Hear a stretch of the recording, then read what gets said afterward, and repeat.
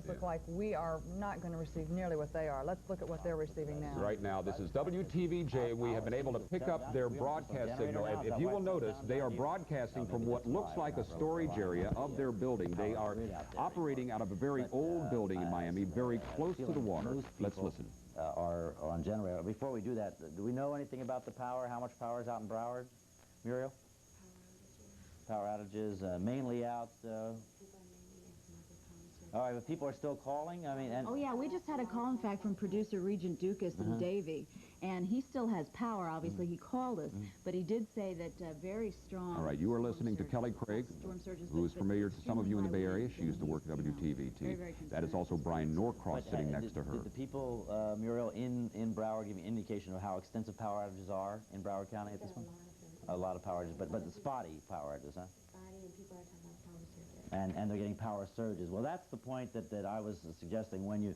Since you are getting power surges, to turn off your circuit breakers to any machinery, like your television, like your refrigerator, like your air conditioner, because that's where you could do the damage. So by power surges, you mean the lights are blinking or on and off? Or there'll be half light, and then they'll be back up to normal.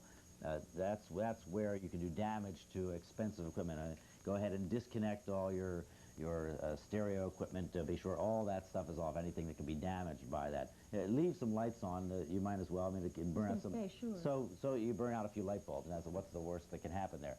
But that's where the damage can come in here.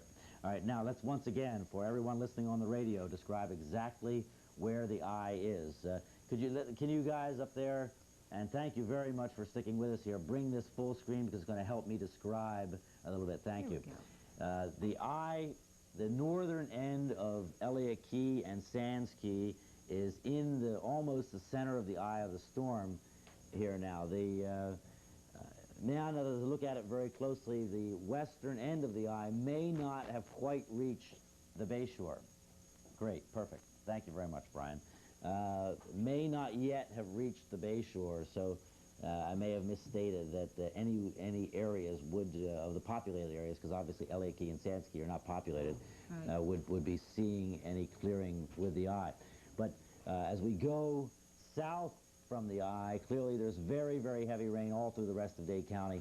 And as we go north, there is a little bit of a lull after that intense storm, the most intense. You see the red there, Kelly? Yes. Just below the M. That is the most intense part of the storm, and that is affecting that South Miami, East Kendall area. Dadeland Mall, I would think, would be in that area now.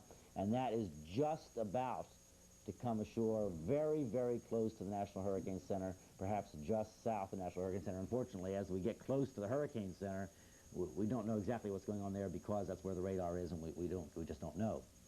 But you all know where the University of Miami is, so picture the University of Miami on Dixie Highway and go south, I would think, into the Kendall area, and that would be the area where the most intense part of the storm is coming ashore now. Then next, up into Coconut Grove, downtown Miami, we have a heavy area, and then a fairly light area through part of southern Broward, and then very heavy again, and not the most intense by any means, but just very heavy up in the northern portion of Broward County, Deerfield Beach and Pompano Beach. So that is right now where the situation is, and slowly, ever so slowly, the eye is approaching